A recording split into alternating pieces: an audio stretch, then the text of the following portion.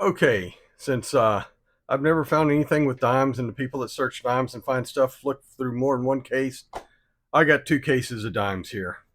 So hopefully we'll find something. We'll open this one first. And normally I go through, if I'm doing coin roll hunts, I come back after every 10 or so. But there's really not much to look for in dimes. So I'll come back when I find something. Because make sure. Yep, they're circulated. I don't have a bag of new ones or a box of new ones. So I'm going to go through these. Whenever I find something, I'll come back and let you know. If I don't make it through all the way through the box without it finding anything, I'll let you know I'm starting a second box. So I will talk to you here in a minute. And I'm going to be looking for silver. I've never found silver, but I'm looking for it. There's a 1909 W, 2009 Ds, and then there's a couple of mint errors. I think there's like maybe 10 different dates that have, what's that, one, two, three, four, five, six different dates that actually have mint errors on them that aren't silver. So not a whole lot to look for. So I'm going to go through. So this ought to be going through them pretty quick, but I will check back with you whenever I've got something to show you. So talk to you in a bit, hopefully. All right, I'm done with the first um, box of dimes, and all I found was two of the 1970 Ds with the reverse of 69. I'll bring up the microscope and show you all that real quick. Hey, there we go. It has the extra little part in the, and neither one of these are in good shape, so I don't know that either one of them are worth anything. But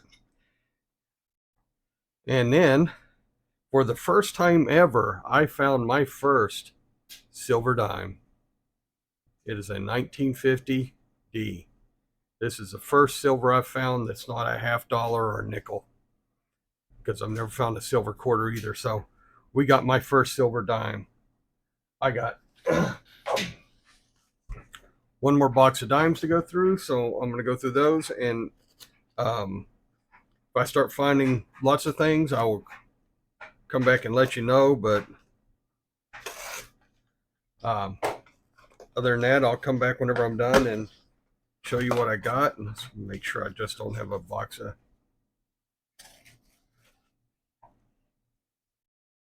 Yeah, those look circulated. Just trying to make sure I don't have a whole box of new dimes. All right. So I'll go through these and I will check back with y'all here in a couple of minutes. So talk to you in a bit. All right.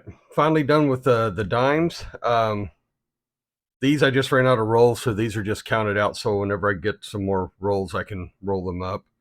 I found I got two, and this is a wrap up from the last bunch.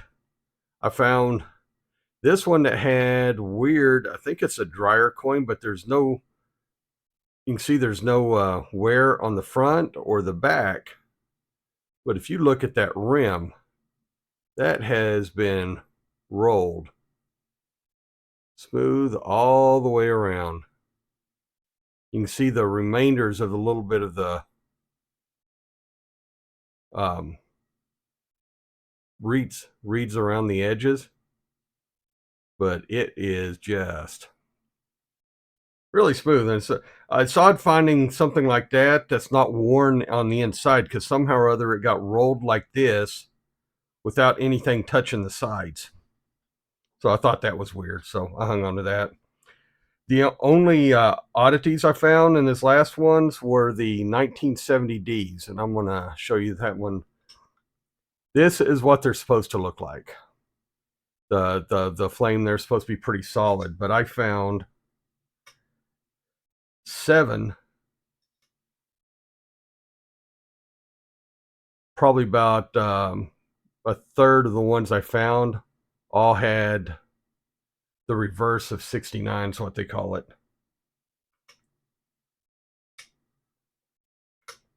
Put a couple of them up here.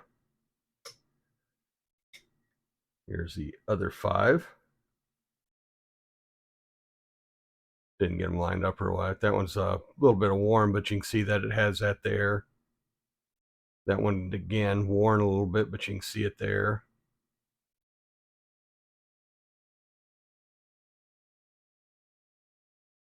This one here is probably the most worn. Now, according to the to the Cherry Picker's Guide for the 70D, you can find that in EF condition is supposed to be worth $25. I don't know that any of these things that I found, and I found, guess what, 9 of them total, because I found 7 this last time and 2 from the first run. So I found 9 of them total. I can't imagine them being worth, this is, these 2 are the best 2 that I found. I can't imagine them being worth $25, but I might be wrong on that one. I found 3 2009 Ds. If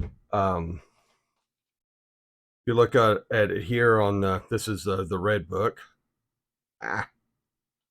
from 2023. It's a couple of years old, but the 29D, they made 49 million, 96 million of the 26P. But if you look at the previous years,